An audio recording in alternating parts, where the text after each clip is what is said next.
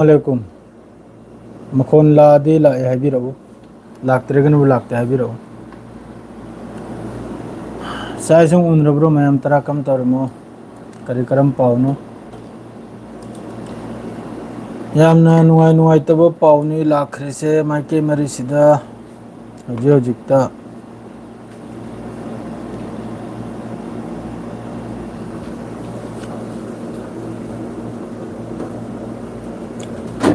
कना कना लेरमनो थोकपिरो वारी सांसिना पखक्तन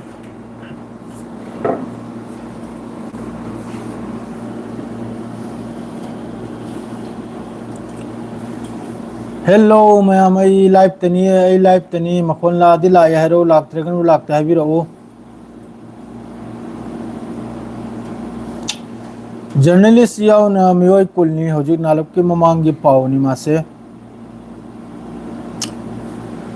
गाजा मनुंगदा मासिदा मखोयने इथिग्रेन साउथ गाजादा दक्षिण गाजादा नसीर मेडिकल कॉम्प्लेक्स ता इजराइल की अटैक ता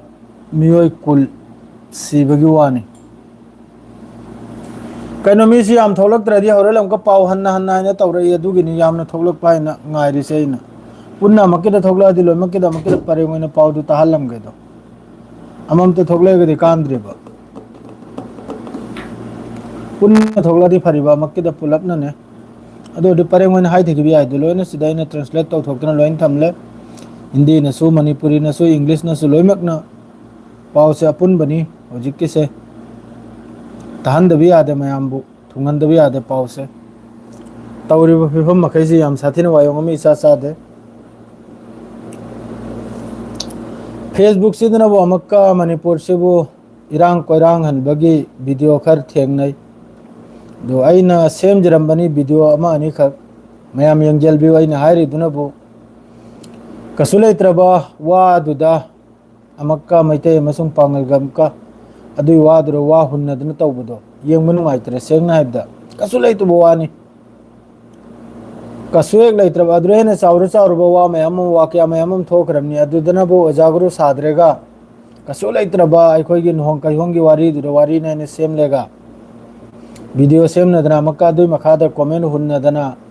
नंग हतो कनिमनी नंग लोइजलगनिमनी नंग अदु तौनिमनी नंग कनानोना हुन्नबदो अदुना मरम ओरगा नुआइतदना वीडियो दुम इन सेमनम बने करिगाइबदी मचिन तुम खलै इदुसु तुम थगिदना बायना अदु तुम थदे अदुम हेंजलई यांगोंदसु याम साथिन नुआइते ओजागुरु यामना साब लैरे सोशल मीडिया से हयेंग माय कमेंद्रसु चुम्मी खोले ग्राहरी चुम्मी हाइबे मीदो हे ममै थांगतन चेल खिनाबा अदुम खतना हलमेगा अदुम फून हलमे करी काने नसी मणिपुर लमगी पाउता दृश्य काबक सांग यामना हरावरिमनी याम शांतिनी इंगना लैबा क्राइबसे दे मथक्ता अदुगुंबा कसोए वासु ओइखिद्रबो वीडियो अदुगी टॉपिक तो पुथोरेगा मक्का वीडियो सेम नदना नंग अदु हाइबा नंग लीडर ला अदुरा अतारा इना ओइ द पादब माइके मरी तैजलेगा कसाड़ फमलेगा अदुसु कसाड़ फमलेगा नि समले दु नखोय ज्ञानता कसाड़ बहुत लाभ करमनि मणिपुर दगी अदुगुम इरांग दो थोगनिंग दे सेंग नाइब अदर हुनरानी अमगा वालेकुम अस्सलाम अमगा कमेंट दु हुनरानी माद्रेदी खनरानी फूनरानी करी काने सोमदैना फम्मेगा येंगनी खुबाक थिलगनी सीनमनबो अदोमदा लैरिबा मैते अमसुंग पांगलतनी फोन दौरिबा सीन दौरिबा कोक लाम कायना दौरिबा अदु मी मसा मखैसे ज्ञान तादे सेंगनाइबदा आइगी मी मैसे ज्ञान तादे चागोर मिनाय तनी सेंगनाइबदा खाव पाइबेतनी दाक लावहत खोंगतनाय नंग रसगुम वीडियो समलकनी बायना चाहियत खोवतना कनम तौखिबदो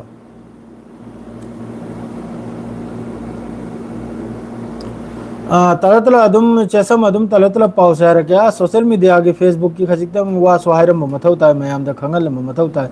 अइना सु वीडियो दु सेम गिबनिना करेगा दि अदुई वादुना वा ओइबे आदाबा अदुगी वाथुदुना करिमतो वा ओइबे यारोय मी फमनरसु अदुगी वादुना करिमतो विचार करा तौबसु यारोय ओइदबो वानाबा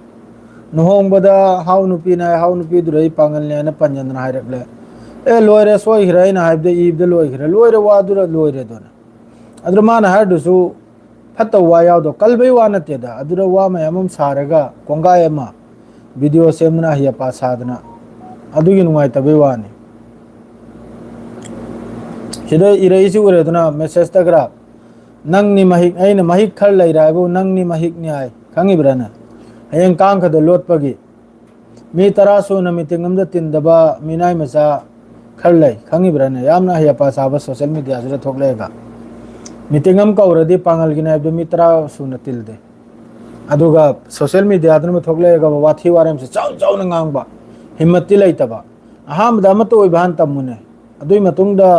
अमतो इब ममांग दे सारने अमतो इब से याम दरकार ने अमतो इब मतुंगदा सा थबक सुकुम थदरसे अमत फाव ओइद्री अदुगा सोशल मीडिया करी नोई करिमते ज्ञान में तादे तौरिसे कोई पांगल में तौरिसे पूरा अम्बग चिंथीबग अमग सीतनी गायग्रे ओइजो ओइथक्की कानबगी अम फाव लैखिद्रमनी एकदम ओइदबा अदुगुम्बा वीडियो ममांगी चिंथोराइगा कसु ओइरोइदबा वायोंगम चारोइदरबा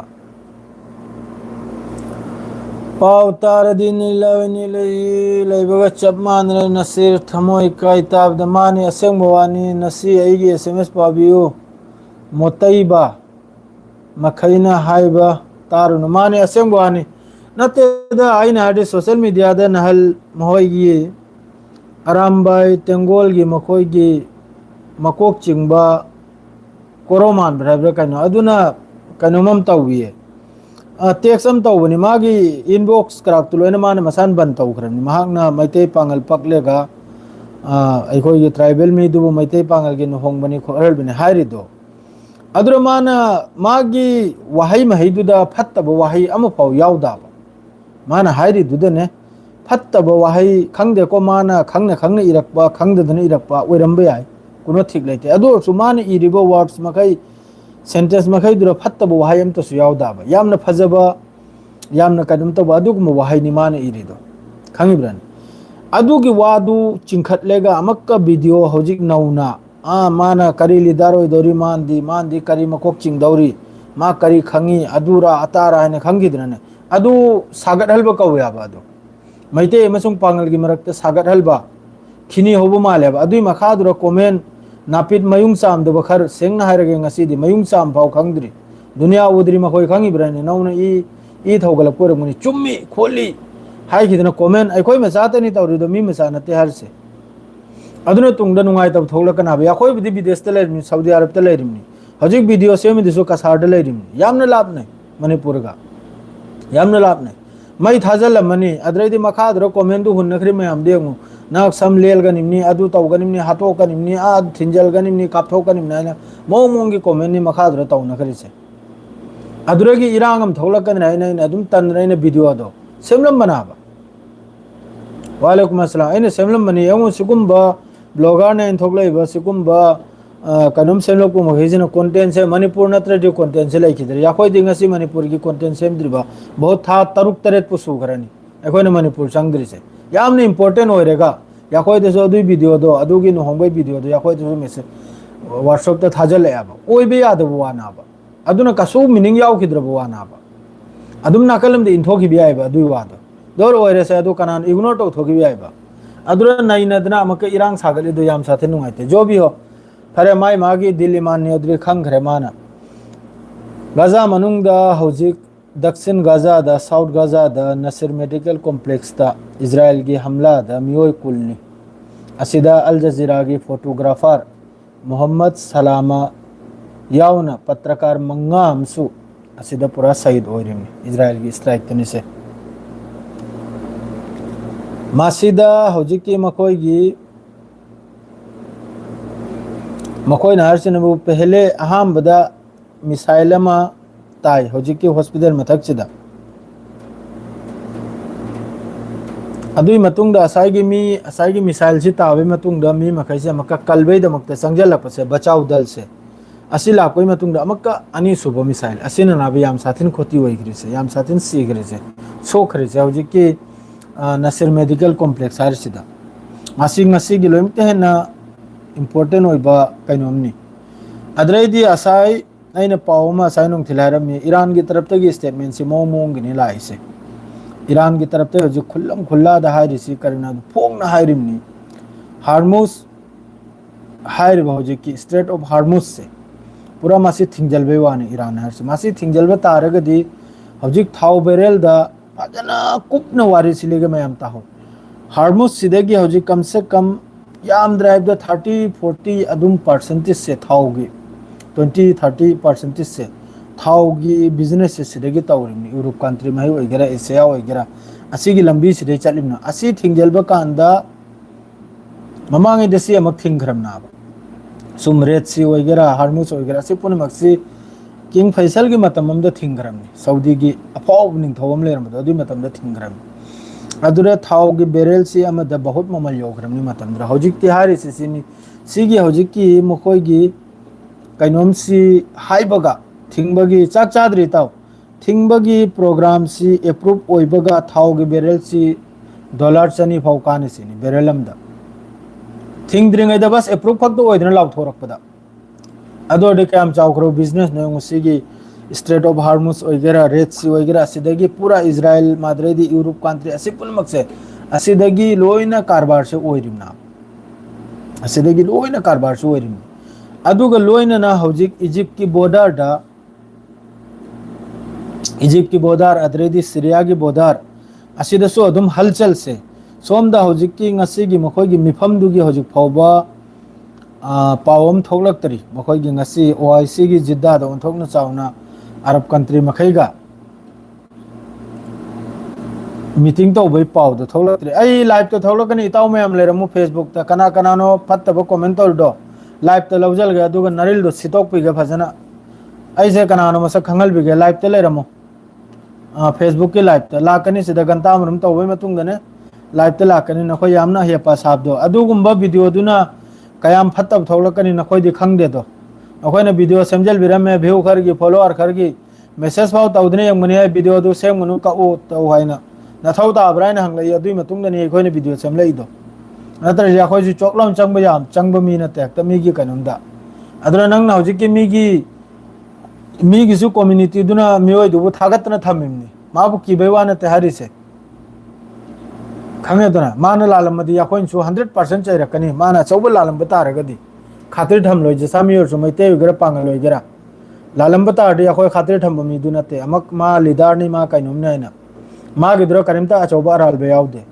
अदुई मथकता वीडियो सेमना नखोइना मई चाखदा लिदो याम नुंगाइ तो वाफमनी खंगेदना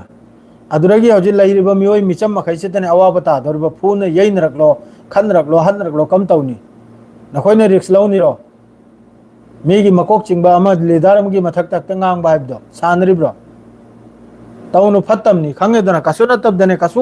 कसु हेक नत खिद्रबो वानी कसु हेक नत खिद्रबा करिम त मीनिंग याव खिद्रबो थागचरे इनि मीदुना मैतै पांगलगा मैतै गनो होंगलायना बस लोयरे इग्नोर तो ठोकरो लोयरे दोना होंगलमद्रे अतोप जाति ओरमे वा लोयग्रे दोना वा लोयग्राबा अतै जाति ओरमे लोयरे दोना मा स्वाइदो उरगा मसा फाव इकायरमगने वखलदा अदुगा नखोय मखैना फेसबुक चिदा बेट कमेंट तौदना म तौदो नखोय वारक प यौददननी अखोय मीतनी हारिसे अतै मी यावदे ओजाबरु साबा हयंग खनरक प कांदा फुनरक प कांददी कांगद लोटखिनी खाव पाइबन नखोय मैचूबा कांगद लोटखिनी हयंग असेंबवाने ने हरसे लोटखिदोरिम हौजिक चुम्मी फुल सपोर्ट ब्रो हैंकर तो खलमी दो हौजिक की फेसबुक पेज तुर चंगे लेगा वीडियो दुई मखादुरा दो हेंग लोइन कांगद लो तौरिमनी चेना खिदोरिमनी ना होय सोयदमक्की मणिपुर मपानदा लैबे मी ओइरमनी मफम दुर लैरिबा मी दुना मफम दुगी सिचुएशन दो खंगयाबा करी मोंगदा लैरिमना ना एखोय जे मिसिंग खजिकदनी खंगो फजना पुलपना लैबे दरकार निये अदुई मथकता एखोयना मानदमने मानरदि मी खजिकतोरसु मानना खुंबया जैसा थबोम थोलकपदा जैसा थौदोम थोलकपदा मानना तौखिबि याय मानदे अदुई मथकतम का फावरेम सादना तौखलिए हाना नसा नसा नतिक चाखो अदुई मतुंग चुम्मी हारुचो नसादुरदि न थुलदुरदि मरु पक्ते अदुगा चुम्मी खोले अंकरा फेसबुक पेज ते चंगेले कमेंट करा तौखलिए नापित मचाकर अदु हौजी सीरिया दसु याम साथीना इजराइल गा याम साथीना सीरिया दसु आरी मकोगी मतममदा 19 कयादनो 67 द्रे कइनो मखोगी कइनोमम तौन एग्रीमेंट तौन खिबा सिदा हारिसिनबु कईनोम से थादोक तभी हजिक की गोलान हाइट से थादोक तभी गोलान हाइट तक हजिक आरो 10 किलोमीटर चंगन इजराइल ने फमन लेख्रे अदुदा अखोगी मखोगी बफर जोन ओइबा अदो गोलान हाइट से नबु इजराइल की मनुंग दे ताहोबा असिनी मखोई हजि हाइरिसे अदरैदी सोमना अमक्का हजि कईनोम दा इजराइल की आर्मी की तरफ तक अमक्का लेबनान दा करम मफम नो हाइबदा सिजो अमक्का उल्लंघन नि मखोगी सिसफायर की उल्लंघन नि लेबनान की मफम अमदा अमक्का ngasi सु अमक्का स्ट्राइक अखोगी ड्रोन अटैक तौरिसे सिदा असाई हजिकी ओआईसी न मिटिंग फमी सिनबु करिगनो हाइबदा नेतन्याहु सिना लाउदन त लेरे अदि ग्रेटर इजराइल हैन लाउदन त लेरे अदुगी ने हजिकी ईरान न कौरिमनी ओआईसी की मीटिंग से ईरान की सुप्रीम लीडर न कौरिमनी सुप्रीम लीडर अदरेदी ईरान की फॉरेन मिनिस्टर अब्बास अराक्ची असिना कौरिमनी जिद्दा द इस्लामिक कंट्री मखै ngasi फमलेगा हजिक इजराइल न हेंजल इसे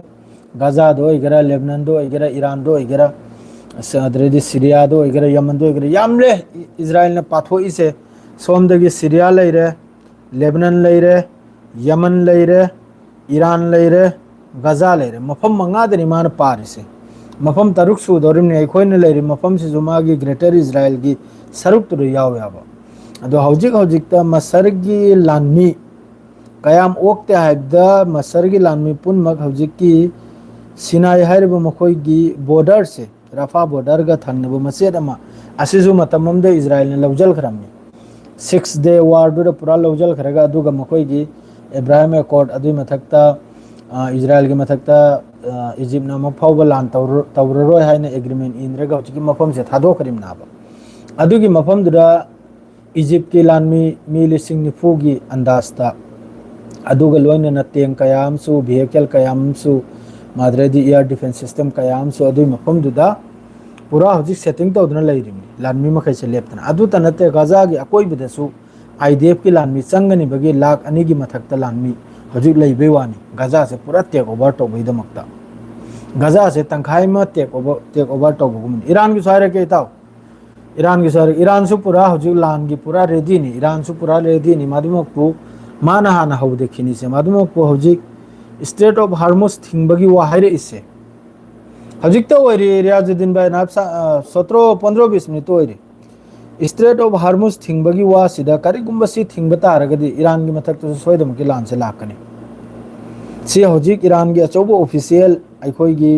ईरान की सुप्रीम लीडर की एडवाइजर अदुगु ममियोय अमनी स्टेटमेंट से फिरेइसे अदुगा हजिक की स्टेट ऑफ हार्मोस थिंगबगी मखोइगी चे चांग से डॉक्यूमेंट से हजिक सु ईरान की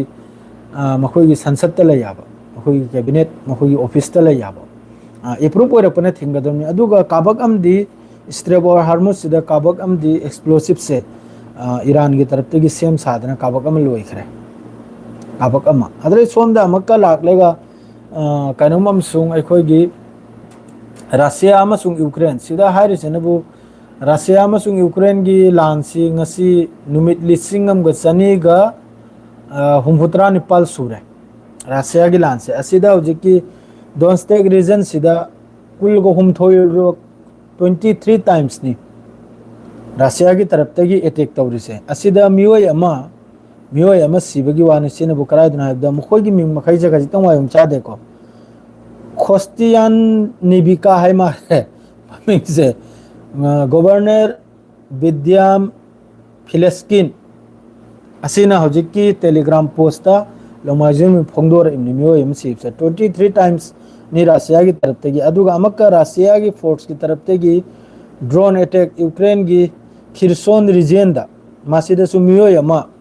अदरेदी सीबा अदरेदी मियो अनीमा सोकपा सिनबु गवर्नर ओलेक्सेंडर प्रोकुदिन हर सिना टेलीग्राम द मासिसु फोंदोर इमनि अदरेदी अमक्का मखा द रशिया की लैरी रशिया ने अमक्का ड्रोन अटैक सिदसु 47 इयर्स की ओल यामन लीरबा नुपीमा असिदसु रशिया के साइगी ड्रोन अटैक सिदा सेबगी वानी माद्रेदी सोमना अमक्का नुपी मचा अमा चाही 38 सुबा सिनबु रशिया की मनुंग दनी यूक्रेन की अटैक तनी ब्राइट इन यूक्रेन असिनबु अखोइगी रासिया लौजन लेब रासिया हजिक कंजल खरीसे खेरसोन रीजन से मफम मैम कंजल खराब दोनस्टेक विलेज मैम कंजल खरे रासिया मफम मखई यूक्रेन की तरफ ड्रोन अटैक माद्रेदी मिसाइल अटैक तौरपद चाही 13 सूबसे मखोई पाव मखई अयाबद टेलीग्राम अद्रेदी रासियन न्यूज़ असी मखई फोंदोरइसे हजिक याम कन तौनरी यूक्रेन की मी कुलहुम थोर कहीं सिबगी वानी यूक्रेन मनुंगदा पुंग तरु मखा यौरे इताव अदो हजिक इजिप्ट किसे इजिप्ट सिना हजिक तौरसिना करिगनो अदो असागी बॉर्डर सिदा मा इजराइल का लान तौनुबै नते माने लान मी सिंदना थम्मिसे हजिक की साउथ लोमदनी हजिक की सेंट्रल गाजा देगी मियोय मखै से फिलिस्तीनी मखै से इंथोरक लेगा रफा बॉर्डर सोमदना अब इंजल इसे मियोय मखै से फिलिस्तीनी मखै से रफा बॉर्डर से दी मसरग थंगनरिमनि दो साउथ गाजा है तारे असिदा मखोइना खल्लिसिनबु अकलबना हजिक अदुगी मफमदुरा हजिकी हाइरबा मखोइगी न्यूज़ सिना मियोय लाख 13 से अदुई मफमदुरा लैबा यारोइसिनि हजिकी मसर बॉर्डर सिदने हजिकी मखोइना साउथ गाजा रोम इंजल इसे असिदा मखोइगी फिलिस्तीनी मी लाख 13 से अदुई मफमदुरा चल्लोइसिनि अदुई ममिंग करिन हाइबदे चंदब तारगदि अकलबना बॉर्डर कायरगा मसर मनुंगदि चंगब तारेदो अदु करिगी संगजगदौरी हाइना इजिप्ट ना हाना करीगायदी मफम से अमक थादो खरदी फिलिस्तीन से अमक पिथोकलम खरदी तुंगदा हदना लौगायबे कैपेसिटी से लेतरे ताउसे करीगायदी वेस्ट बैंक द पूरा हौजे टुकरा ने रमल्लागा माद्रेदी सोमदे जिनिन माद्रेदी बेत लहम करार से लोइना टुकरा लोइना मफम द मयाय द पूरा दीवार खा खरन मचेत अदुदनी हौजिकी वेस्ट बैंक दनी मखोइगे हौजिकी स्मोर्टी साइबर करे अदुना E1 है मखोइगी सेटलमेंट अमा ताहलगने हरदो युंगोक मी 3,400 गा कयानोनी अदुई मफमदुदा अदु पुनमक तो कंडेम तौर इन्नाबा लैरिबा कंट्री मखैसिना दो हजिक मसरना खल्लिसिनबु मखोइदरी करिगी संगजरगदौरी चंगहलोइसिनाबा दु चंगहलोय हाबदुसु मागी अमरोमदे चुम्मी अदु हयंग चंगहलोय हायना मखोइ फिलिस्तीनी मखैदुई मथक्ता अमका फायर क्रक तौरदी कापतना थिनना तौरदे अदुसु नुंगाइतेदो अदु सोमदगिसु कन इंजलक पताडे अदुई मथक्तासु सोइदमकी स्ट्राइक लाखिनी बम लंगथबा माद्रे ड्रोन अटैक तोबा सिने चिंगबा इजराइल की तरफ तगी माद्रे इजराइल मनुंगदा हौजिक इजराइल की मखोइगी IDF की चीफ आर्मी चीफ हौजिक अथुबदा मान हरसिनबु नेतन्याहुदा अथुबदा सिसफायर तौसिनी सिसफायर सी काबक अमा मखोइना हमास सिबु काबक अमा मखोइना कुलहल्लेसिनी IDF की चीफ ना हरसे काबक अमा हमास से काबक अमा कमजोर ओइरमनी मतम चारी हौजिकी मतम सिदा सिसफायर तौहौसिनी जो हाइबे यादम सीना सुम हाइरम लेगा नुमदांग नबो अमक्का नेतन्याहु ना हरसिनबु अथुबदा टेक ओवर तौसिनी अथुबदा गजा फुल गजा हानदी मयाई से हाइरमिदो सेंट्रल गजा से लौजल बिवानी हौजिक नबो हाइग्रा पूरा लौजल बगी वाने हौजिक ना हरसिनबु सी नेतन्याहु की डबल स्टैंड नि नोंथिलदनबो हाइरे आर्मी चीफ को वातान रे सिसफायर के अद्रेदी होस्टेजेस डील करेगा आर्मी चीफ ना हरसिनबु करीगुंबा ग्राउंड पर्सन से चावने याखोइना कुमथरक पतारगदी हिंगलिबो मिवोय खरदुसु सीबगी चांस 1 नंबर दा 2 नंबर दा हजिकी लानमी चंगदर दो करीगा दि मनुंग सिदा चंगदो मफम अमपो चंगद्री मफम दनी मखोइना हजिकी देर अल बाला हरि सिदा अमपो मखोइ चंगद्री आबा IDF की लानमी असिदा चंगद्री आबा असिदा IDF की चीफ ना हरि सिनबु अदुई मफम दुर सोइदमक्की अखोइगी जाल बिछाइदना एक्सप्लोसिव फुमदना माइकी मरी द लेरमनी सिनी गली दा अदुना चंगुबदा याखोइगी लानमी IDF की लानमी मसागी लानमी याम साथिना सोकपगी वाने सीबा नाबा याम साथिन थोकलकनी सिनी अदुना मरम ओइरगा अथुबदा सिसफायर तौजलबु सिनाबा होस्टेजेस डील माद्रे फादन लैगे मी मखै थादोक थाजिन तौहलबु असिना मान हारिसे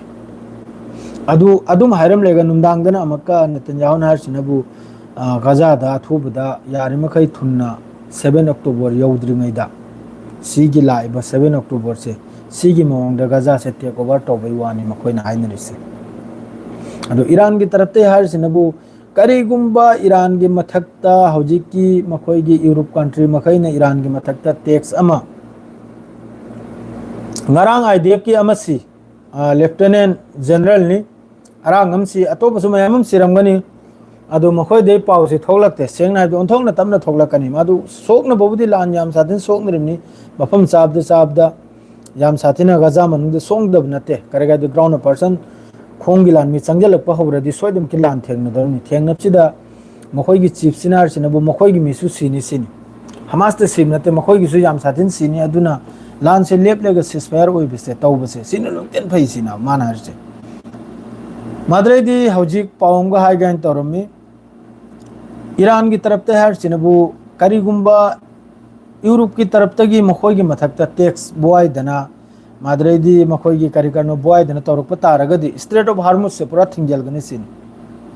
स्ट्रेट ऑफ हार्मुज से थिंगजलगनी थिंगजलबदा हान बदा खोती ओइ दोरसी मांग दोरसी कनानो हाबदा जर्मन फ्रांस ब्रिटेन सी मखैचनी याम साथेने लॉस ओइ गदौरी से स्ट्रेट ऑफ हार्मुज से सोमदगिनी मखोई की थाव तेल पुनमक चली से हजी की स्ट्रेट ऑफ हार्मुज से ओइरगन अब चली से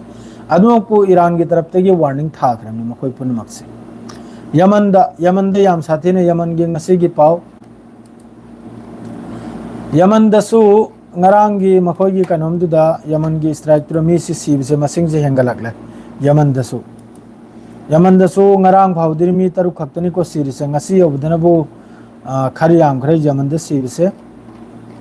so ye hajra ke mayam na khakta hojiki journalist yauna mi kul sikipse sini nungaitri se apul bada मियोय तरा सुखरे यमन दा होजिक सना दा इजराइल की तरफ तगी स्ट्राइक तौबदा मियोय तरा माद्रेदी अशोक पदा मी 92 से मासिपुन मक्सी तुर्की वगैरह अमो वगैरह लोइमकना कंडेम तौर इको होजिकी से मासिदा दुम लैरे अखोय कंट्री मखै जे कंडेम गा स्टेटमेंट पीबगा इजराइल की मथकता अदुदै हेंदोकपो करिमता लैते अद्रेदी यूएन की तरफ तगी से यूएनआरडब्ल्यूए की तरफ तगी से होजिक गाजा मनुंगदा यामना अकाल की सिस्टम पूरा अकाल तारसिनी सरा हेनदन मी से सीनबो मयाम यावरसिनी पाव से माइकई मरी देनी पाव पुजलक रिजे ताव सिंग अदुना यमन द ताव खिबे टेक्सिडी उनथोकना चावखरबा स्ट्राइक नि यमन गिसे याम साथिन नुवाइते अद्रेदी साउथर्न लेबनान दसु इजराइल की तरफ तगी कंफर्म नि मासिसु मखोय नहरसिनबो हिजबुल्लाह की लीडर मा टारगेट तौरगा अटैक से तावखिबनी अदुम को लीडर याव होदरे असि अहान बनी इजराइल की तरफ तक कंफर्म तौर से अहान बनी 2024 नवंबर दा सिस्फायर हिजबुल्लाह का तौखिबै मतुंगदा अहान ब अटैक नि इजराइल की तरफ तक कंफर्म तौर से अखोइना तौरिमना करम मफम नायदा लेबनान की टेब 9 एरिया हरसिदा TEBNIN टेब 9 एरिया सिदनी मासिदा मखोइना हरसिम हिजबुल्लाह की ऑपरेटिव ओइबा टारगेट अमगी मथकता तौबै अटैक नि हारिमनि द हजिक सि पुनमक्सी याम साथे नुंगाइते अदुम को हजिक की पाव हाइबु नसी अखोइगी फम्मिसे कनोम सिदा सऊदी अरब ता नसी ओआईसी की फम्मिसे मासी की पाव से जब थोलक यादरे सोमरा मुका सीरिया के फॉरेन मिनिस्टर असद अल साबनी ने हर सिनबु 1974 द एग्रीमेंट तौखिबा एग्रीमेंट तौखिबसिदा कराय औखराइबदा 1974 की एग्रीमेंट सिदा असाई की गोलान हाइट क्लास से लोइन यावरमनि सीरिया मनुंदा अदु फावबगी अदुगी सिस्फायर अदुगी एग्रीमेंट अदुई मतुंगिना इजराइल की लानमी मखैजे थादोक्तनि चपलागिनि सिनि सीरियादगी अदु इजराइल ना हारिसिनबु अदुगी कनोमदु नते अदुगी एग्रीमेंट दु नते गोलान हाइट सिगी मखा थंबर मखोइन नहल ममांगदि लौजल खिबदो किलोमीटर 18 रोम चंगल खिबदो अद्रब फर्जन ओइनि सिनि इजराइल की तरफ इजराइल से लमहुराल बनी है सेंगना है वालेकुम अस्सलाम इजराइल से लमहुरान बनी लमहुरान ब मखोय से लम कंजलबा माद्रेदी मीगी लौसिंग पांबा मखोय से याम साथीना चौखत्तबा है दुतारे अदुरनी सोमदे तौरे वेस्ट बंगाल तौरे खरखर लौजल गनी सीरिया दे तौरे तंखाय में लौजल खरे जिस तरह इंडिया दा हुजिक चाइना ना चंगल लेगा लौजन ना हुजि युम कै साखरिबा है की टाइप तनी अखोई सरकार से वा गांगद्रिसे असिगी टाइप तनी हजिकी लैरिबा इस्लामिक कंट्री मखै से सेम टू सेम इंडिया की पूरा ममई पाइरमनी इंडिया की गवर्नमेंट की ने लाख लमेदना अखोई पीएम सु लोइमक्ता लाख लममनी सीरिया दो वगैरह इराक तो वगैरह ईरान दो वगैरह सऊदी अरब तो वगैरह लोइना माब फॉलो तौरमनी माने अचौब हुराम बनी मखै अचौब हुराम बनी अचौब हुराम ने अदो हजिकी मिसी मिना मखै माद्रे दे अपुल बदा हजिकी Gaza manungda siriba misisu yamle Gaza manungda ngase hauji apulbida makoina sirisina kaya sukra ibda Gaza manungda sirise 62,744 yaukre Asok panabu 1,58,259 asi Gaza dani haju pawda asi khajiktani hairi se Manu soida maki matam si yaujalak ni matam se makoi gisu yaujalak le madu hojik ngasi gi meeting si makoi na phamle ga kari hare puno ngse madre di asai gi makoi gi sikhiba miwai makai se Al Jazeera gi Hussam Al Masri sisu sinabu routers kini routers aina choba news kanomam le adu gi reporter ni Muhammad Salama Al Jazeera gi ni madre di Maryam Abu Dakka sinabu freelance kini Ahmad Abu Aziz and Muhammad Abu Taha asima khaisi loini yaw khramni asima khaise Hizbullah chief na in Qasim government group madre som the Hizbullah gi chief na karinar Hizbullah gi chief sinabu sisu adum kanum si khibdagi hana gi Hizbullah gi leader do si khibde sisu tawfamam khangdre se naibda Hezbollah प्रमुख नईम कासिमी ने Lebanon सरकार से समूह के निरस्त करने के अपने फैसले को वापस लेने का आग्रह किया और इजरायली लेबनान सरकार ने हिजबुल्लाह वो खुलाई था दो वाइब दो अदू के फैसला दो हन्न लौसीनी लेबनान गवर्नमेंट ने बुधाई खरमनिन हल मवांगे देगी माद्रे सोम दाते एते दसु फिलिस्तीनियन ग्रुप लेबनान मनुंग द लाइब दो मखोय मखैदरी खुलाई थम खरमनी हौजिक हिजबुल्लाह से तन ngare हिजबुल्लाह से की मथक तसु याम साथिन पेसार से माइके मरी दनी नेतन्याहू की मथक तना बु पेसार अनि नि को अमन बु मखोय द लैरिबा होस्टेजेस मखै की फैमिली अमसुंग यहूदी मखै की पेसारम लैरे एक नंबर द दुई नंबर द नबु इंटरनेशनल याखै की कंट्री लैरिबा यूरोप ओइगरा माद्रेदी सोम द मिडल ईस्ट लैरिबा मखैसी ओइगरा असु यामना इस्लामिक कंट्री ओइरेगा असुयामना इस्लामिक कंट्री लैरेगा वामा कलबा हाइदना लांच लेवल बंगम खिद्रमने येंखरो अदोडी अखोयना कराइदना अखोयसी कराइद लैरिबने येंग अखोयना खोयसे कराइद लैरिबने असुयामना पावरफुल कंट्री ngang तुर्की कराइची याम साथिने मपांगल कल खरमने करम ब इसिम सोंजल खरमनो करम ब दुआदर सोंजल खरमनो मोहि मनाकोंग सिदा इजिप्ट ओइगरा तुर्की ओइगरा अखोयना लैरिबा अरब से ओइगरा करम ब जादू तो ना तौजल खरमनो मखोई सिबु मखोई चिनो थोकलेगा वाम ngang ngamdrise ओआईसी की मीटिंग लोइखर थोलक्त्रि हजु फाव ओआईसी की मीटिंग से हजु फाव थोलक्त्रि हौरेन लुमदांग थेंगना थोकलासु थोलक तुम लेना पावदु खंगन जरते नुआइ त बाइबु सीनी असुक याम 57 कंट्री ओनथोंग चावखरबा मी ममतना मरु ममत पिरासु चिंग तरा मरुम पाइखतकनी अदुगा कसु सुक्त पिखरबा इजराइल नाइन लैरिबा असिगी मथक तो वाम ngang ngamdrim इरान सरा अदुना हजि इरान सिबु माइके मरी दगी कोइजन ना नमहतपगी असिदसु अखोयगी लैरिबे इस्लामिक कंट्री मखै से यावरुम इरान सिबु नमहतपगी तौबसिदा असिपुनमक्से दु नसिगी रिसवाय सिरे लोइजरगे इसना मया याम नुगाइते हजि की जर्नलिस्ट अमा जर्नलिस्ट इजु मी चाहुंगी ना या यावरुमनि शहीद ओइरिसे जर्नलिस्ट खरने मतुंग दरि पावसु थोलकना थाजेद्रे गाजा दगी मखोयने जर्नलिस्ट अमा मसी एम तौरगनी मखोयना हजि स्ट्राइक तौजलिबा माद्रेदी बॉम्ब लंगथ्रिबा मिसाइल अटैक तौजलिबा सिपुन मक्से जर्नलिस्ट मखैसिनी एंगले करगादि पावसु थोलकतना बाद्रेदी डॉक्टर मखैसु अमेरिका के डॉक्टर अनीमसु मखोयने बेन तौजल खरमने गाजा दा संग यारो हैना माद्रेदी मीडिया संगलिसनो मखोयने सिल्वा मीडिया दो इंटरनेशनल नते मखोयने सिल्वा मखोयगी मरम दो वांगंगबिदो अदु मखैदि जंग सेम टू सेम गोदी मीडिया हाइब्रिड बीरो अदुनि ताव संसी यारगा लोइजरगे ngasi gidi suwaisida assalamu alaikum